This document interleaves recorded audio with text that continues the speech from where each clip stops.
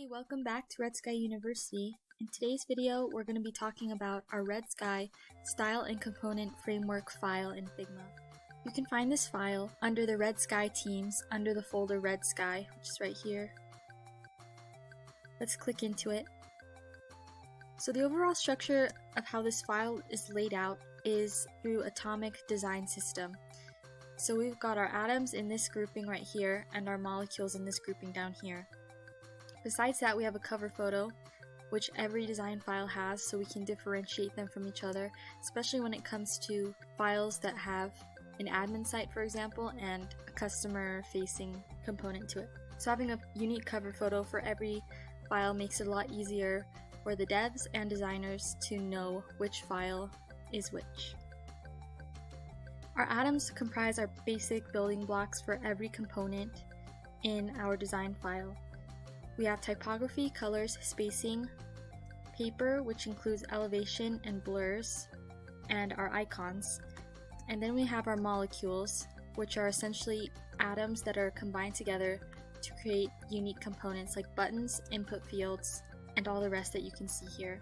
For our typography, we have our typography laid out in hierarchy with the biggest typography at the top and the smallest at the bottom. We have different font weights in each column, for example semi-bold, bold, and extra bold. And we found that having 3 separate font weights for our headers and a couple extra ones like underline and strike through for our body styles have been robust enough for a variety of client designs. For our color styles, we have neutral, primary, secondary, tertiary, and accent colors.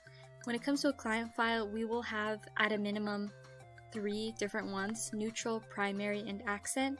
So secondary and tertiary simply depend on the client and whether or not they want to use secondary and tertiary colors in their designs.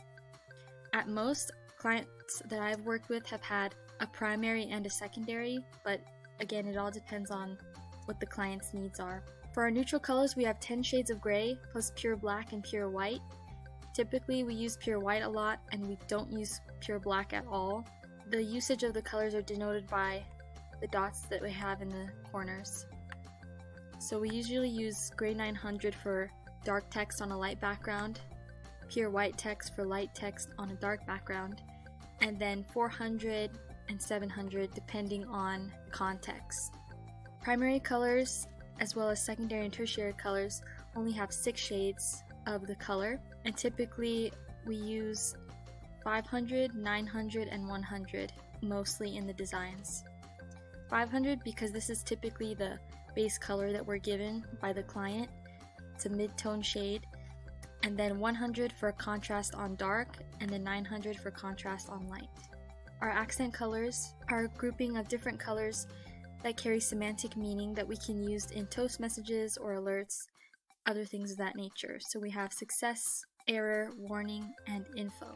For our spacing system, we use an 8-pixel spacing system with a little caveat that we do also use 4 pixels sometimes if we need something that small. But we have these spacer components that we use in our design files that allow us to do variable spacing between components in an auto layout frame, which I can show an example of in another video. Our elevation and blurs are here just so we don't have to spend a lot of time creating different drop shadow styles for every file. We can just use these as a basis and tweak them if necessary when it comes to a client file. And here's where all of our icons should be kept. All the icons that are used in the project file should be kept in the icon section of our atoms row. Moving on to our molecules, we have as a basis a set of buttons with text and icons as well as with no text, a set of input fields with different labels, one with the labels always at the top and another with labels inset that will shrink up once text is typed into it. And then we have various other components that are commonly used in designs like different toggles, radio buttons, checkboxes, visibility, as well as switches and sliders and toasts. The way that these components are built out is we have a base component at the top and we have styled components below. And these are nested in such a way that any change you make to a base component at the top will carry its change over to the styled components. So this should help when you're initially setting up a file. I'll demonstrate that now. So just like that, I can edit a single component at the top, and it's edited all these components here.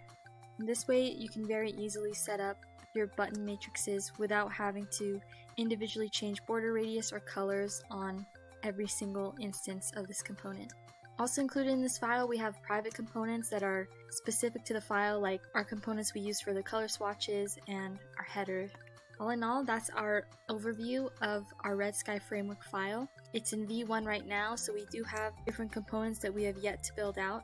But as this is a living file, the more and more improvements we make to it, the better it will be and the easier it will be to set up client files in the future. Thanks for watching.